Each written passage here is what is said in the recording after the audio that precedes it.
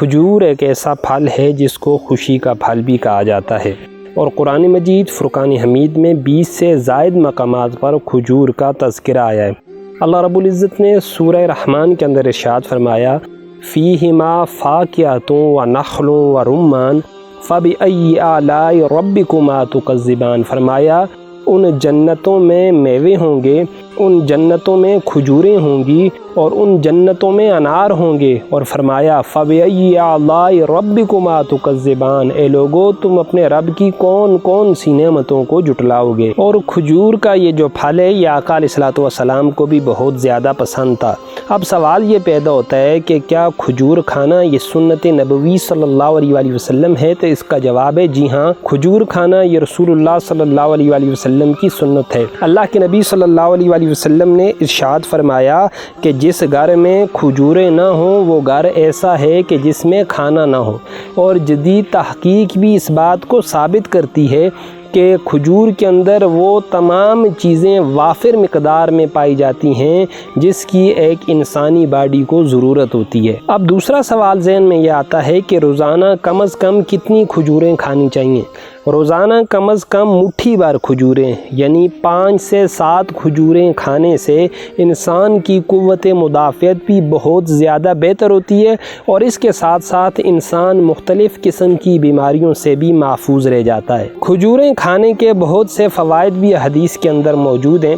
اللہ کے نبی نے فرمایا اگر کسی بندے کے پیٹ کے اندر کیڑے ہوں تو وہ نارمو کھجوریں کھا لیں تو اس کے پیٹ کے کیڑے مر جائیں گے، اور اگر کوئی بندہ نارمو 7 عجوہ کھجور کے دانے کھا لے تو سارا دن اس کے اوپر جادو اثر نہیں کرے گا۔ اسی طرح عجوہ کھجور کے اندر اللہ رب العزت نے زہر سے بھی شفا رکھی ہے۔ اگر کسی بندے کو درد قولنج ہو تو اس کو چاہیے کہ وہ کھجور کا بکثرت استعمال کرے۔ یہ جو بڑی انتڑی کا درد ہوتا ہے یہ بھی کھجوریں کھانے سے رفع ہو جائے گا۔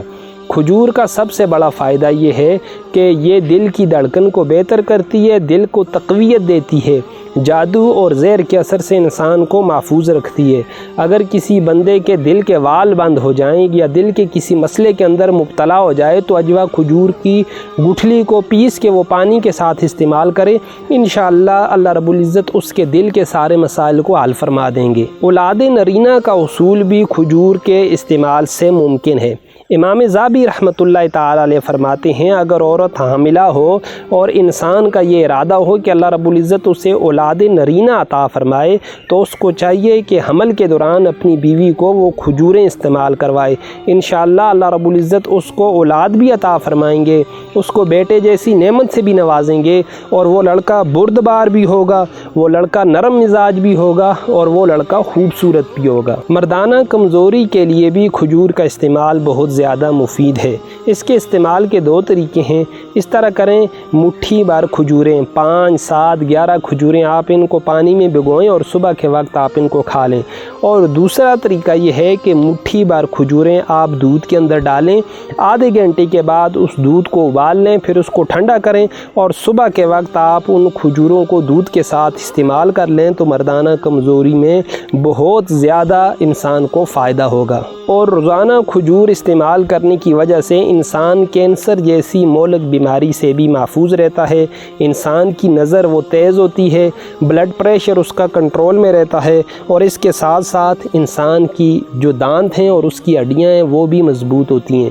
تو یہ جنت کا پھل ہے، قرآن اور حدیث کے اندر اس کا بے شمار دفعہ ذکر آیا ہے، تو ہمیں چاہیے کہ ہم اپنی روزمرہ کی خوراک کے اندر کھجور کو شامل کریں۔ رمضان کے علاوہ بھی اس کا سارا سال استعمال انسان کو طرح طرح کی بیماریوں سے محفوظ رکھتا ہے۔